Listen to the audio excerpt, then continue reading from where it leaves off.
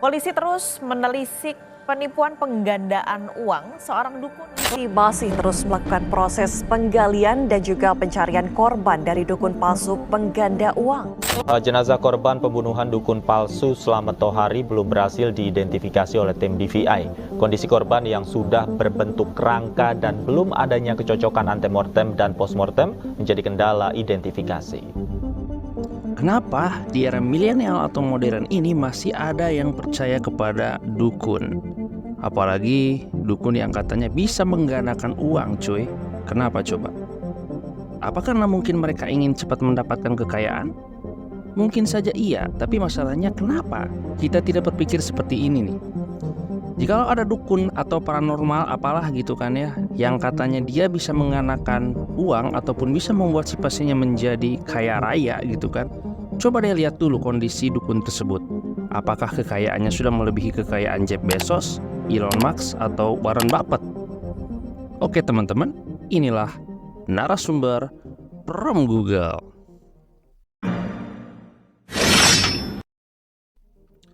Kenapa dan mengapa seseorang bisa percaya dukun dan bahkan banyak sekali kasus-kasus kriminal yang berkaitan dengan perdukunan ini?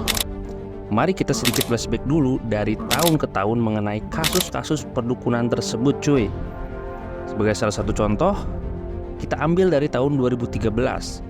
Saat itu ada seorang dukun bernama Supriyanto ya, mengaku bisa dengan sakti menggandakan uang beberapa kali lipat gitu kan, tidak tanggung-tanggung. Kliennya pun datang dari berbagai daerah, jangan salah gitu kan, banyak pokoknya. Bahkan mereka rela menyerahkan uang puluhan juta rupiah agar uang tersebut bisa digandakan.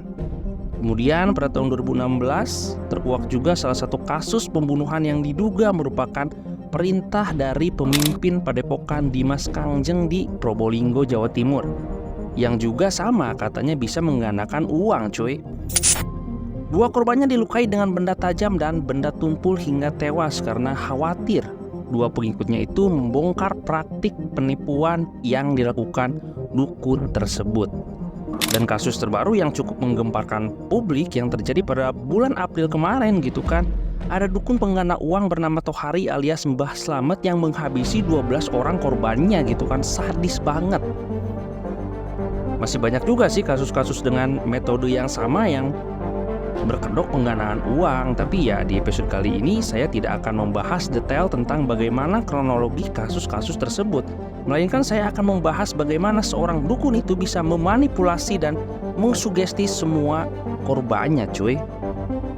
Jadi ketika seseorang atau sebagian orang menghadapi kesulitan ekonomi yang signifikan gitu kan, mereka mungkin merasa putus asa atau stres, mengkonsultasikan masalahnya kepada dukun dan menerima saran atau ritual tertentu bagi beberapa orang itu dapat memberikan harapan dan penyembuhan psikologis.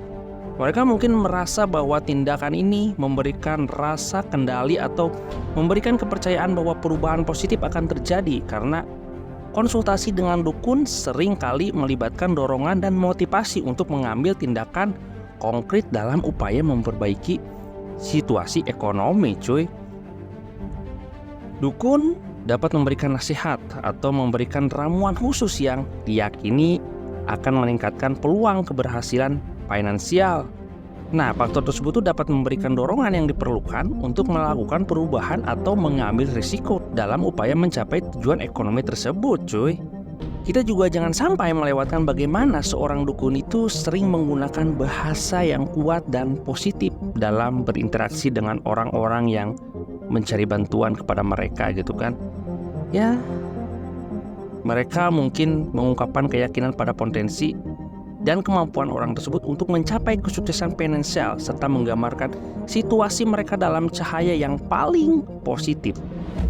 Saya akan bongkar bagaimana triknya para dukun itu bisa membuat sang korban menjadi lebih positif gitu kan. Jadi triknya adalah bermain dengan sebuah kata-kata, cuy. Dan kebanyakan para dukun itu hebat dalam memainkan hal tersebut sehingga membuat si pasien itu bisa percaya.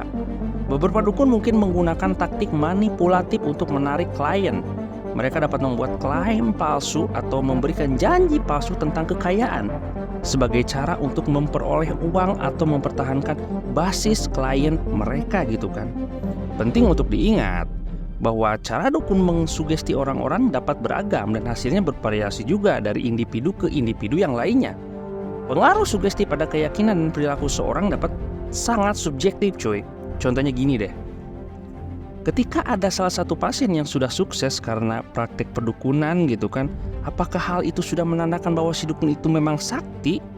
Jawabannya bukan cuy. Menurut saya, kenapa si pasien bisa sukses, katakanlah bisnisnya itu makin lancar dan melesat lah ya, setelah menerima praktik perdukunan tersebut gitu kan, itu karena sugesti yang diberikan oleh sang dukun itu menancap di hati dan pikiran si pasien, sehingga dia merasa sangat yakin apa yang dia lakukan dengan segala hal yang dia lakukan, meliputi bisnisnya ataupun pekerjaan lainnya, bakalan berhasil. Jadi semacam sugesti positif lah ya, yang sebenarnya bisa kita lakukan juga tanpa harus mendatangi praktek perdukunan. Kunci utamanya adalah yakin dan percaya. Ketika kita memikirkan atau terus-menerus mensugesti otak kita dengan kata-kata aku bisa, aku pasti berhasil, aku pasti bisa menaklukkan hari ini pasti akan goal, maka semesta pun akan membuat apa yang ada di pikiran kita pun menjadi kenyataan cuy. Jadi kesimpulannya adalah bagaimana kita harus selalu bisa melatih pikiran kita untuk selalu positive thinking tentang kehidupan kita. Karena apa yang kita pikirkan adalah apa yang akan merubah kehidupan kita di masa depan. Ya, so jadi buanglah jauh-jauh pemikiran kalian terhadap hal-hal yang berbau perdukunan. Karena kita sudah hidup di era yang berbeda cuy.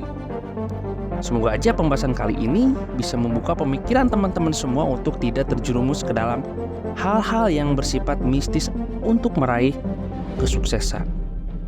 Ya meskipun tidak mudah gitu kan, karena fenomena mistis atau klinik gitu kan di Indonesia sampai sekarang masih relatif tebal dan butuh waktu yang panjang untuk mendidik masyarakat agar berpikir rasional sehingga tidak mudah tertipu. Ya. So segitu aja yang bisa saya bahas di episode kali ini. Thanks for watching. Jangan lupa like, comment, and subscribe, and see you next video guys.